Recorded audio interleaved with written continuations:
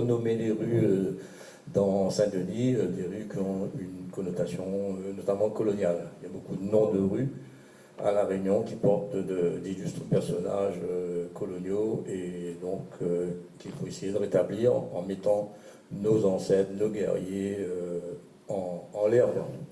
Alors, moi, on a juste à dire que, mi apprécie le communiqué de Philippe Cadet.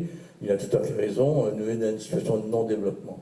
Par contre, quand on lui dit que 89% de Réunionnais n'est pas d'accord pour avoir une certaine autonomie ou il le reste avec le statu quo, il pose à moi la question, est-ce qu'il faut quand même que nous restions comme ça?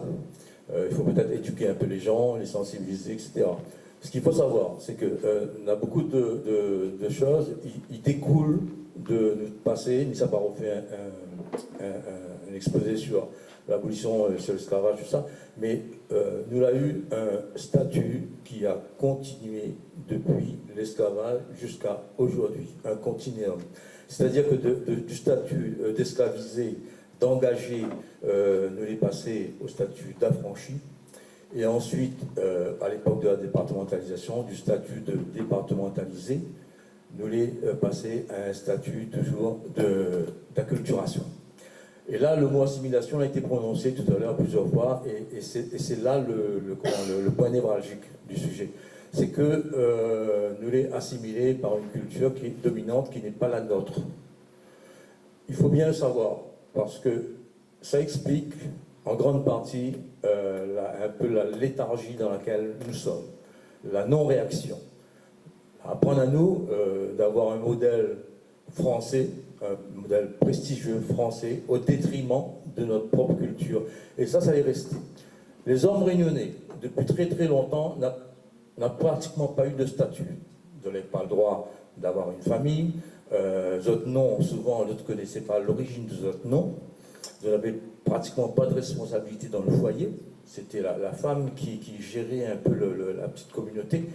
Ce qui fait que l'homme réunionnais en lui-même, intrinsèquement, lui ne sent pas lui responsable de quoi que ce soit. Alors comment est-ce qu'il veut qu'aujourd'hui, nous rassemble à nous, nous réfléchit et nous mette à nous en action? C'est déjà un premier, comment dirais-je, une première difficulté. Mais bien entendu qu'il faut surmonter. Mais si nous ne connaissons pas ça, nous ne connaissons pas rien.